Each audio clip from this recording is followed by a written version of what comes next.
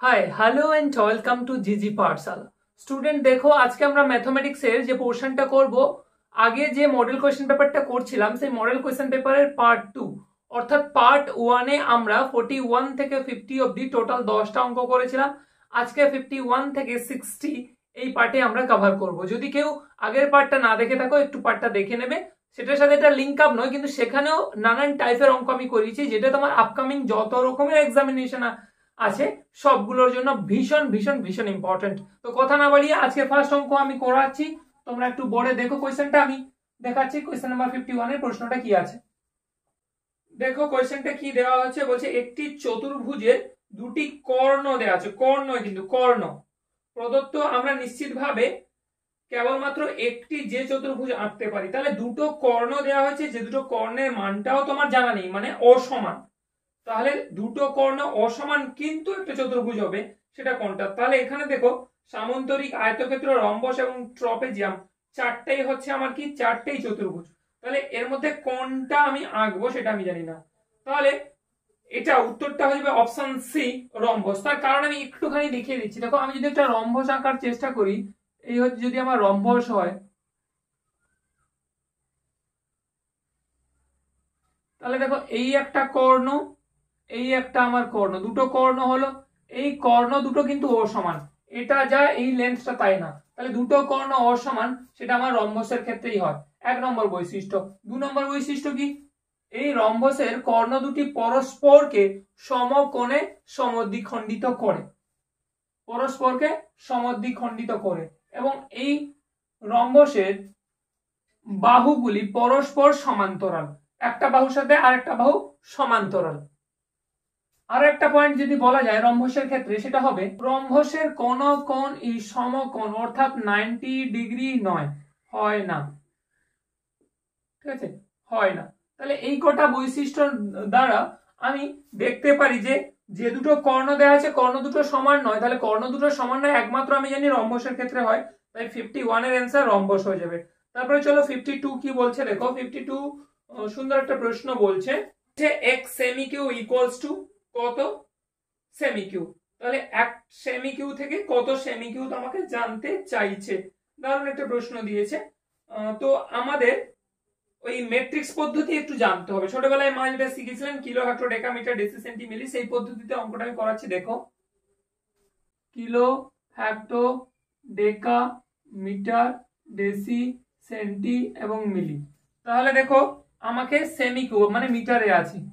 তাহলে kilo, meter, hectometer, decameter, meter, decimeter, centimeter, এখানে আসতে হবে। তাহলে গ্যাপ কত? দুঘর। দুঘর মানে একের পিঠে ডবল শূন্য। তাহলে 100 আমার ডিফারেন্স থাকছে, ডিফারেন্স আমার দেখতে পাচ্ছি। তাহলে এইটাকে কাজে লাগিয়ে আমাকে করতে হবে কি রকম, যে 1 মিটার সমান সমান 100 সেন্টিমিটার, 1 মিটার সমান সমান 100 সেন্টিমিটার।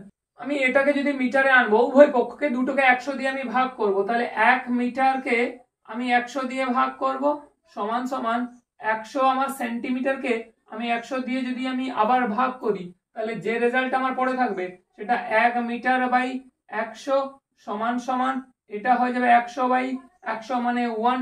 তাহলে আমি 1 বাই এই যে 100 মিটার যেটা আছে তাকে কিউব করছি, সমান সমান 1 কে আমি কিউব করছি। তাহলে এটা আমি একটু এদিকে ঘুরে নিচ্ছি। 1 এর কিউব মানে সেই 1, সমান সমান এটা হচ্ছে তোমার 1 বাই 100 এর পিঠে ডবল শূন্য ছিল, কিউব আছে মানে আরো 3 বার। তাহলে একবার, দুবার, 3 বার এটা আমার চলে আসছে, এবং এটা চলে আসবে আমার মিটার কিউবে অ্যান্সার চলে আসবে। তাহলে মিটার কিউব মানে এইটাকে আমি লিখতে পারি, একের ভ্যালু হয়ে যাবে আমার 1 বাই, দেখো এটাকে আমি লিখতে পারি 2, 3, 6, তাহলে 10 টু দি পাওয়ার 6। এটা আমার অপশানে থাকা উচিত, 1 by 10 to the power 6 meter cube. তাহলে এই অপশানটা আমার সঠিক হয়ে যাবে, এই অপশানটা আমার থাকাও উচিত। অপশানটা আছে দেখো, অপশান বি। অপশান বি যেটা আছে, অপশান বি হয়ে যাবে আমার সঠিক অ্যান্সার। তাহলে এটাকে এভাবে করতে হবে, ম্যাট্রিক্স পদ্ধতিটা জানলেই হয়ে যায়। একটা বড় রুট দিয়েছে, এই বড় রুটের আন্ডারে একটা ছোট রুট দিয়েছে, যে তার ভ্যালু দিয়েছে 2.25 প্লাস আবার একটা বড় রুটের আন্ডারে ছোট রুট দিয়ে তার ভ্যালু দিয়েছে 6.25। আবার এইটাকে আমি বড় রুট করছি, দিয়ে দশমিক উঠিয়ে যদি এর নিচে 100 দিই, আবার এখানে দশমিক উঠিয়ে যদি এর নিচে 100 দিই, তাহলে দশমিক তো উঠে গেল। তাহলে দেখো 225 কার স্কোয়ার, আমার 15 বর্গ হচ্ছে 225, তাহলে 225 বর্গমূল কত হবে 15। নিচে দেখো 100 আছে, মানে 10 স্কোয়ার, 10 10 100। সেম হইতে একদম সেম ভাবে আবার 625 মানে উপরে হবে 25, নিচে হবে আমার কত 10। তাহলে এই হচ্ছে রুলস। তাহলে আবার এই বড় রুটের আন্ডারে 10 আর 10 এর লসাগু হয় 10, তাহলে 15 প্লাস হয়ে যাচ্ছে আমার 25। তাহলে এটা কত আসবে বড় রুটের আন্ডারে, এটা হয়ে যাবে দেখো 30 40, তাহলে 40 বাই হবে আমার 10, তাহলে এটার রেজাল্ট আসবে √4। √4 মানে এর ভ্যালু আসবে +-2। তাহলে অপশানে আমার কি আছে, প্লাস মাইনাস তো নেই, শুধু প্লাসে আছে। তাহলে অপশন এ হয়ে যাবে আমার এটা সঠিক answer. 2 is the correct answer. খুব সোজা ছিল। এইটা করার জন্য আমি বারবার করে বলেছি 1 থেকে 40 অবধি, এটলিস্ট 30 অবধি সংখ্যার বর্গ মুখস্থ, 1 থেকে 20 অবধি সংখ্যার ঘন মুখস্থ, নইলে কম্পিটিটিভ ফিল্ডকে ক্র্যাক করা একেবারেই সম্ভব নয়, কোনো রকমের স্কলারশিপ এক্সাম তো একেবারেই নয়। কর্ণ বলেছে, কর্ণ দুটো কি কি বলেছে, কর্ণ দুটো বলেছে যে প্রথম যে এসি প্লাস বিডি, মানে সব ক্ষেত্রে অপশন একই আছে, মানে এসি বিডি। তাহলে আমি একটা আঁকতে পারি, এই একটা হচ্ছে আমার কর্ণ, এই এসি, এবং এই একটা আমার কর্ণ, এই বিডি। তাহলে এই বিষমবাহু চতুর্ভুজের পরিসীমাটা সব সময়, পরিসীমা সব সময় আমার কি হয় বড় হয় কার থেকে, দুটো কর্ণের যোগফল। দুটো কর্ণকে এসি প্লাস হচ্ছে বিডি, এই দুটো কর্ণ থেকে এটা আমার বড় হয়, এটা হচ্ছে আমার কন্ডিশন। তাহলে এই কন্ডিশনটা কোথায় আছে, দেখো অপশন বি তে আছে। অপশন বি হয়ে যাবে সঠিক অ্যান্সার, কারণ বলেছে প্রশ্নে বলেছে বিষমবাহু ত্রিভুজের পরিসীমা, সেটা অপশন এ বলেছে এসি প্লাস বিডি কর্ণের সমান। হবে না, সমান তো নয়, দুটো ইকুয়াল হয় না। বিতে বলেছে greater than AC plus BD, অর্থাৎ গ্রেটার দেন মানে তার আগে পরিসীমা আছে, তাই পরিসীমা হয়ে যাচ্ছে আমার সঠিক অ্যান্সার। নেক্সট দেখো 55। তাহলে যে কন্ডিশনটা দিয়েছে সেই কন্ডিশনটাকে কাজে লাগিয়ে দেখো, তোমাকে বলেছে ভাগফল এবং ভাগশেষ, ঠিক আছে, ভাগফল কোশেন এবং রিমাইন্ডার। তাহলে আমি এখানে লিখে লিখে করছি, ভাগফল আর ভাগশেষ এর গুণফল, ভাগফল ভাগশেষের গুণফল 24। আবার বলেছে তাদের যোগফল, তাহলে ভাগফল যুক্ত ভাগশেষ এর যোগফল হচ্ছে কত 10। তাহলে এটা কোন দুটো নামটায় আমি ভাঙলে আমি 10কে নানান ভাবে ভাঙতে পারি, 10 প্লাস 8 প্লাস 2 3 প্লাস 7, সেভাবে না করে আমি ডিরেক্ট নিচ্ছি দুটো সংখ্যা, দেখো 6 আর 4, 6 আর 4, এই দুটো সংখ্যা যদি আমি যোগ করি তাহলে 6 4 10, গুণ করলে 24। তাহলে এই 6 এবং 4 এর মধ্যে হয় 6টা ভাগফল, নথবা 6টা ভাগশেষ, নথবা 6টা 4টা আমার ভাগফল, নথবা এটা আমার ভাগশেষ, এই দুটোর মধ্যে যে কোনো একটা। এবার আমি এটাকে করতে পারি, আমি যে ইকুয়েশনটা জানি ছোটবেলায় শিখেছি, কি শিখেছি, যে ভাজ্য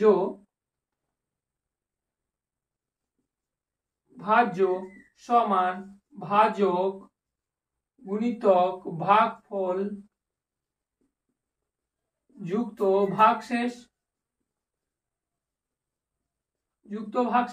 তাহলে এই ফর্মুলাটা কাজে লাগিয়ে আমি যদি বসাই যে ভাজ্য আমার কত জানতে চাইছে, এই ভাজ্যটাকে আমি বের করি, সমান সমান ভাজক, এখানে ভাজক তোমাকে প্রশ্নে বলে দেওয়া হয়েছে ভাজক হচ্ছে 5, তাহলে এটা বসে নাও, ভাজক 5 গুণিতক ভাগফলটাকে প্রথমে আমি যদি 6 ধরি, 6 যুক্ত ভাগশেষ যদি 4 ধরি, তাহলে 6 5 30 প্লাস 34 হচ্ছে আমার অপশন।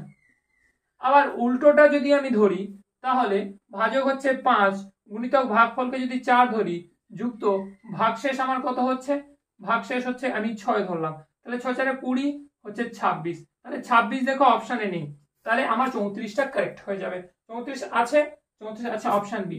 এবার তুমি একটা প্রশ্ন করতে পারো, স্যার ধরুন অপশনে 26ও থাকছে প্লাস 34ও থাকছে, সেক্ষেত্রে আমি বুঝবো কি করে? সেক্ষেত্রে বোঝার একটা নিয়ম আছে। দেখো ভাগশেষ যদি আমার 4 হয়, ভাগশেষ যদি আমার 4 হয়, তাহলে দেখো সামনে কত থাকবে গো? সামনে আমার থাকবে, এটাকে 5 দিয়ে ভাগ করছি না, 5 দিয়ে ভাগ করছি বলে আমার ভাগশেষ কিন্তু আর যাবে না, এখানে পড়ে থাকবে। কিন্তু এটা যদি আমার 6 হয়, ভাগশেষ যদি 6 হয়, তাহলে কত আরো তো যাবে, তাহলে 5 একে 5 হবে 6, তাহলে ভাগশেষ যদি 6 হয় রেজাল্টটা অ্যাকচুয়ালি 1 পড়ে থাকবে। এটা কিন্তু নয়, এটা যদি ধরতে পেরে থাকো বেটার একদম, আমার মনে হয় সবচেয়ে ইজি মেথড। যদি এটা সমস্যা হয় তাহলে তোমাকে এক্স ওয়াই ধরে করতে হবে, সেটা একটু টাফ হয়ে যাবে। দেখো যদি মনে হয় এটা অন্য প্রসেস শেখান, তাহলে অ্যাপে ডেফিনেটলি শেখাবো, আরো 3 রকম মেথডে এটা শেখাবো অ্যাপের ক্লাসে। তুমি আমাকে কমেন্ট সেকশনে কমেন্ট করো, আমি তোমাকে ওখানে নিয়ে গিয়ে ডেসক্রিপ্ট ক্লাসে করিয়ে দেবো। ওকে, কি বলছে দেখো যে 2 অঙ্কের একটি সংখ্যা x এর 60%, তাহলে x কোন একটা পার্টিকুলার সংখ্যা, তার 60% হচ্ছে যে রেজাল্টটা বেরোবে সেটা 2 অঙ্কের একটি সংখ্যা, এবং অঙ্ক দুটি স্থান পরিবর্তন করলে, অর্থাৎ যে রেজাল্টটা বেরোবে সেই রেজাল্টটা যদি স্থান পরিবর্তন করি, তাহলে যে নতুন সংখ্যা পাওয়া যায় সেটা x এর হয়ে যাবে 160%। তবে x এর মান কত? তাহলে অপশনে যেটা দেয়া আছে সেগুলো সবই x এর মান। তাহলে এই অপশন টেস্ট করলেই আমার মনে হয় প্রশ্নটা খুব ইজি হয়। তাহলে আমি করছি, দেখো option test, OPT option test করলাম, ঠিক আছে? ওপিটি মানে আবার মেডিকেল টার্মে ওপিটি ধরে নেবে না। অপশন টেস্ট আমি কিভাবে করি, আমি প্রথমত ধরে নিলাম সংখ্যাটা a, যে অপশনে দেওয়া আছে a মানে কত 45, তাহলে x এর 60%, তাহলে 60/100, তাহলে 0 0 কাটবো, এখানে হচ্ছে 5 দুনে 10, 5 9 45, 2 3 6, 3 কত হয় 27। তাহলে যে সংখ্যাটা বেরোবে সেটা যদি আমি স্থান পরিবর্তন করি, তাহলে এককটা দশকে, দশকেরটা এককে, তাহলে কত হচ্ছে 72। তাহলে সংখ্যা দুটো স্থান পরিবর্তন করলে যেটা হচ্ছে সেটা x সংখ্যাটার 160%, তাহলে x সংখ্যাটা আমরা 45 ধরেছি, তাহলে 45 সমান সমান 160% কি হচ্ছে সেটা দেখে নাও। তাহলে এটা যদি হয় 0 0 আমি কাটলাম, 5 দুনে 10, 5 9 45, এটা হচ্ছে আমার কত গো, 2 8 16, 9 8 দেখো 72, এক্স্যাক্টলি পড়ে যাচ্ছে, এক্স্যাক্টলি পড়ে যাচ্ছে। তাহলে 45 সংখ্যাটাই হচ্ছে আমার x, তাহলে x এর ভ্যালু 45 যদি হয়, সেই সংখ্যাটার 60% যা সেটা বের হচ্ছে 27, এবং সেটা স্থান পরিবর্তন করলে হচ্ছে 72, সেটা মূল সংখ্যাটার 160%। তাহলে এই অপশনটা আমার কথায় আছে, এটা অপশন এ তে আছে, দেখো option A is the correct answer. খুব ইজি ছিল অঙ্কটা, অঙ্কটা এইভাবে করলে আমার মনে হয় ইজি হয়, যদি না হয় তাহলে তোমাকে ধরতে হবে, ধরে করাটা টাও। অপশন টেস্ট করবে, এমসিকিউ মানে অপশনের মধ্যে অ্যান্সার আছে, তো অপশন টেস্ট যদি করা যায় আগে ওই মেথড। ওকে চলো নেক্সট। 57 অঙ্কটা আমি টুকছি, তোমরা বোর্ডে দেখো, এটা কোনো অঙ্কই না, এটা রিজনিং এর একটা পোর্শন। 7 স্টার 1 সমান দিয়েছে 64, আবার দিয়েছে দেখো 3 স্টার 9 ইকুয়ালস টু দিয়েছে 144, একদম ইন দ্য সেম ওয়েতে 5 স্টার 6 সমান সমান কত হবে, কোয়েশ্চেনটা কত হবে জানতে চাইছে। তাহলে ঘাবড়ে না গিয়ে অঙ্কটা একটু দেখো, 7 স্টার 1 মানে কিছু না, 7 এবং 1 স্টারকে কিছুই ধরো না, করে কিভাবে তোমার 84 আসে, তাহলে 7 প্লাস 1 করে দাও স্টারের বদলে, তাহলে কত হবে 8, তাহলে 8 এর স্কয়ার করে দাও 64, রিজনিং এর পোর্শন, নাম্বার সিরিজের পোর্শন। আবার 3 স্টার 9 মানে 3 প্লাস 9 মানে হচ্ছে 12, 12 এর স্কয়ার করে দাও 144। In the same way 5 plus 6 এর ভ্যালু কত হয় 11, 11 এর স্কয়ার করে দাও 121, এটা হয়ে যাচ্ছে রেজাল্ট। তাহলে 121 আমার অপশনে থাকা উচিত এবং আছেও, অপশন ডি তে আছে, দেখো option E is the correct answer. ধরতে পেরেছো, একদম ইজি ছিল। এবার 58 একটা সময় কার্যের অঙ্ক দিয়েছে, এটা যদি এখানে বুঝতে অসুবিধা হয় ভয় পাবে না, আমি যতটা স্পেসিফাই করে করানো যায় করাচ্ছি, এটা তো জাস্ট তোমার একটা রানিং ক্লাস। যদি সমস্যা হয় ফাউন্ডেশন একটা পেজ আছে, সেখানে একটু ঢোকার চেষ্টা করো, আমাকে হোয়াটসঅ্যাপে পিন করো, নিচে ডেসক্রিপশন বক্সে আমি হোয়াটসঅ্যাপ নাম্বার দিয়ে রেখেছি, ওই ক্লাসে ঢোকো, আদারওয়াইজ দেখবে প্লেলিস্টে আমার সময় কার্য বলে একটা ম্যাথমেটিক্স এর চ্যাপ্টার আছে, ওটাকে একটু দেখার চেষ্টা করো, তাহলে এটা ইজি হয়ে যাবে। তাও দেখো আমি করিয়ে দিচ্ছি খুব ইজি ভাবে। বলছে পি কিউ আর কে একটি কাজ করতে দেওয়া হয়েছে, সেক্ষেত্রে পি একা ওই নির্দিষ্ট কাজটাকে শেষ করতে 20 ঘন্টা নেয় একা যদি করে, এবং কিউ এবং আর যদি একত্রে মিলে করে, মানে তারা দুজনে মিলে করছে, তাহলে সেটা যথেষ্ট কম সময় লাগবে, 8 ঘন্টায় কাজটাকে শেষ করে। সকলে একত্রে এইরূপ 28টি কাজ সম্পন্ন করতে কত সময় লাগবে? মানে একটা পার্টিকুলার কাজ করতে তোমার পি লাগছে দেখো 20 ঘন্টা, পি কিউ এবং আর এর একসাথে লাগছে তোমার কত ঘন্টা? 8 ঘন্টা। তারা যদি একত্রে করে তাহলে ওই কাজটা কত সময় লাগবে? যদি পেয়ে যাই তাহলে 28টা কাজ করতে কত সময় লাগবে সেটা ধরে নেব। এই ধরনের অঙ্কে আমার যেহেতু কাজটাকে জানতে চাইছে, তাই সবসময় কাজটাকে ধরবে এক। তাই মনে করি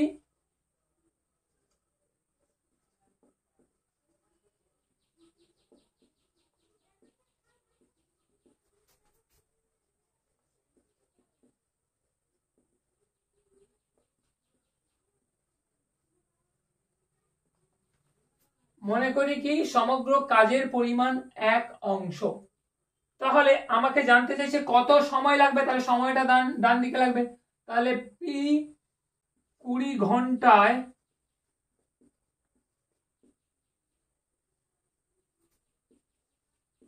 করে এই সম্পূর্ণ 1 অংশ।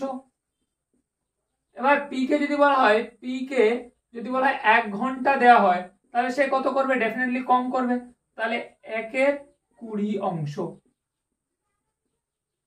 এই অংশটুকু কাজ করবে। আবার কিউ প্লাস আর তারা 8 ঘন্টায় করে, তারা 8 ঘন্টায় কত করে? সেই 1 অংশ কাজ, সেই নির্দিষ্ট কাজের পরিমাণ চেঞ্জ নেই, 1 অংশ কাজ। আবার এদেরকে যদি বলা হয় তারা 1 ঘন্টা, পি এবং কিউ এবং আর যদি 1 ঘন্টায় কাজটা করে, তাহলে কত করবে? 1/8 অংশ।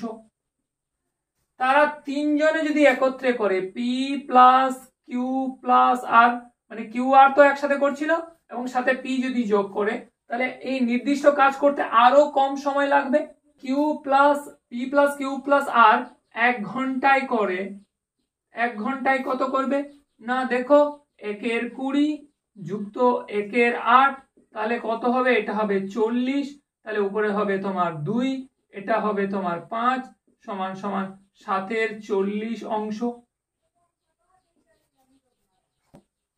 তাহলে আমি এবার লিখতে পারি অতএব 7 এর 40 অংশ করতে সময় নেয় কত? 1 ঘন্টা।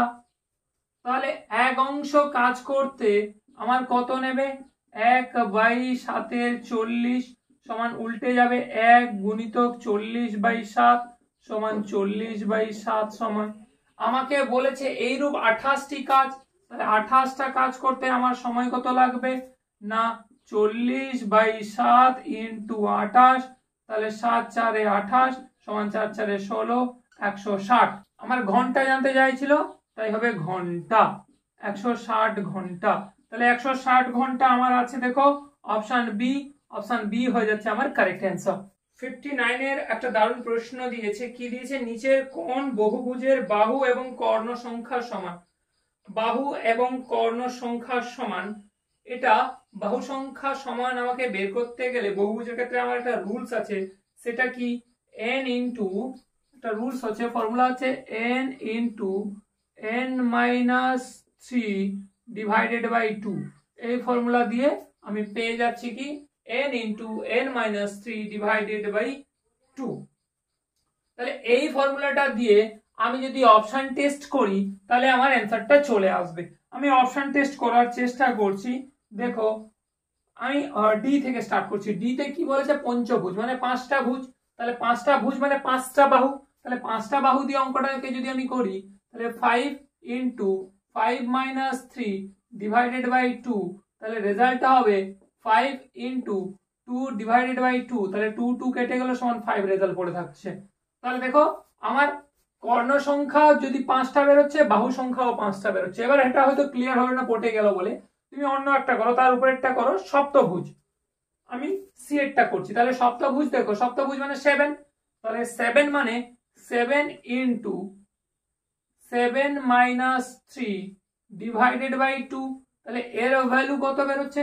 এর ভ্যালু বেরোচ্ছে 7 ইন্টু 4 ডিভাইডেড বাই হচ্ছে আমার 2, তাহলে 2 2 যা হচ্ছে আমার কত 4, তাহলে দেখো 14। তাহলে এটা হয়ে যাচ্ছে 7 দিয়ে স্টার্ট করলাম বাহু সংখ্যা, কিন্তু কোথায় গিয়ে পৌঁছাচ্ছে 14-তে। আচ্ছা আমি চতুর্ভুজটা করার চেষ্টা করছি, তাহলে 4 ইন্টু 4 মাইনাস 3 ডিভাইডেড বাই 2, তাহলে কত বেরোচ্ছে? তাহলে 2 2 যা 2, তাহলে এখানে 1 ইন্টু 2 যা রেজাল্ট হচ্ছে 2। তাহলে দেখো কারোর সাথে কারো পড়ছে না, 4 দিয়ে স্টার্ট করছি 2 আসছে, 7 দিয়ে স্টার্ট করছি 14 আসছে, কিন্তু পঞ্চভুজের ক্ষেত্রে 5 দিয়ে স্টার্ট করছি 5 এর রেজাল্ট থাকছে। তাহলে পঞ্চভুজই আমার সঠিক অ্যান্সার হয়ে যাবে, অপশন ডি হয়ে যাচ্ছে আমার এটা সঠিক অ্যান্সার। রুলসটা মনে রাখতে হবে, বাহু আর কর্ণ সমান যদি জানতে চায় n into n minus 3 divided by 2, এই রুলস গুলো কিন্তু জানতেই হবে, নাহলে সমস্যা আছে। দেখো কোয়েশ্চেন নাম্বার 60, অর্থাৎ আজকে এই সেকেন্ড পার্টের লাস্ট অঙ্ক দিয়ে আমি শেষ করছি। যদি একটা ত্রিভুজের 3টে বাহুই সমান হয় সেই ক্ষেত্রে কিন্তু একমাত্র এটা করা সম্ভব, আদারওয়াইজ কিন্তু না। উচ্চতা এবং মধ্যমা কনসেপ্টটা আশা করি জানা আছে, তাহলে 3টে বাহু সমান হলেই এটা হয়। তাহলে 3টে বাহু সূক্ষ্মকোণী হয় না, সমকোণীয় হয় না, দুটো দিয়েছে, সমবাহু দিয়েছে। তাহলে সমবাহু ত্রিভুজ 3টে বাহুই সমান, তাহলে সমবাহু ত্রিভুজ, এগুলো জানতে হয়, এগুলো কোনো অঙ্ক নয় অ্যাকচুয়ালি। তাহলে সমবাহু ত্রিভুজের উচ্চতা এবং মধ্যমা 3টাই সমান হয়। তাহলে আজকের পার্টে আমরা এই অবধি কমপ্লিট করলাম, একেবারে ইজি অঙ্কগুলো ছিল, সেটা আমি করিয়ে দিলাম কি রকম মেথডে অঙ্কগুলো আসতে পারে।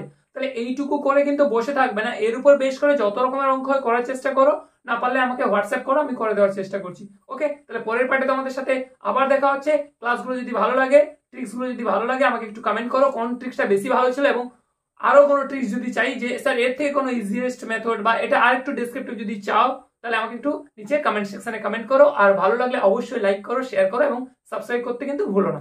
ওকে, টাটা, বাই, জয় হিন্দ, বন্দে মাতরম। পরের ক্লাসে আবার দেখা হচ্ছে তোমাদের সাথে।